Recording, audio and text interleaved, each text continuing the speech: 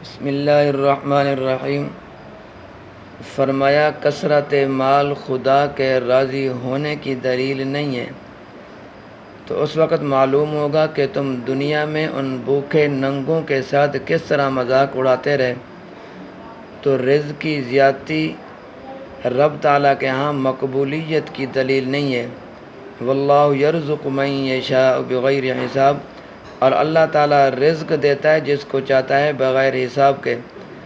رزق کا زیادہ ملنا اگر اللہ کے ہاں مقبول ہونا ہے تو معاذ اللہ ثم معاذ اللہ پھر یہ کہنا پڑے گا کہ قارون تو اللہ تعالیٰ کا بڑا پیارا تھا، جس کا ذکر قرآن شریف میں آتا ہے کہ اس کے پاس اتنے خزانے تھے کہ ان کی چابیوں کی اچھی خاصی جماعت اٹھاتی تھی۔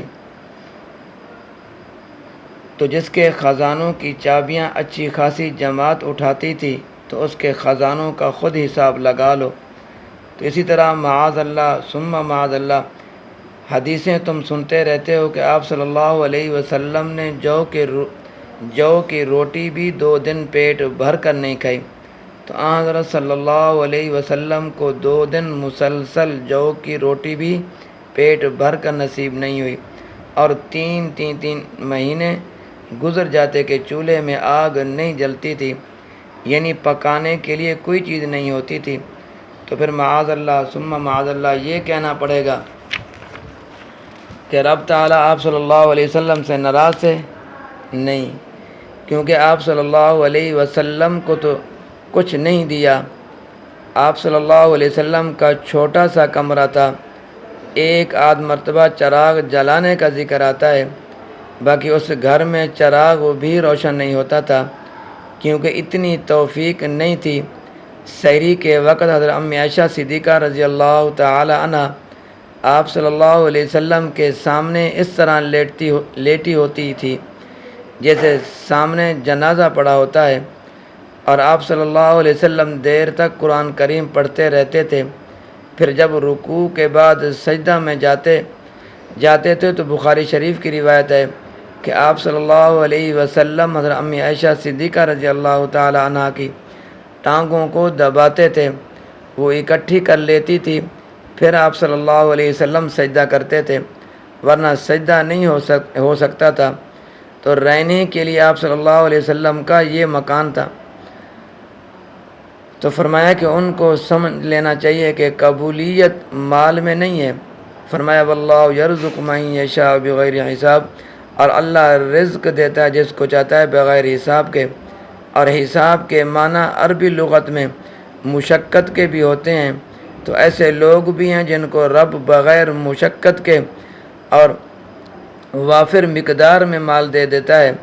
اور حساب کا معنی مطالبے کے بھی ہوتے ہیں، تو بعض لوگوں کو رب تعالیٰ بغیر مطالبے اور مانگنے کے دیتا ہے، اور اتنا کہ اس کو سنبھال نہیں سکتے۔ اور بغیر حساب کے معنی اللہ تعداد بے شمار، تو رزق اللہ تعالیٰ ان لوگوں کو بھی دیتا ہے جن پر راضی ہوتا ہے، ان کو بھی دیتا ہے، اور جن پر ناراض ہوتا ہے ان کو بھی دیتا ہے۔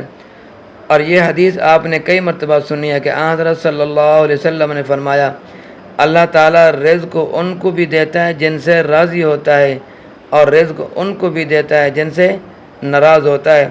اور اللہ تعالیٰ ایمان اور دین صرف ان کو دیتا ہے جن پر راضی ہوتا ہے۔ سبحان اللہ، کون سی چیز؟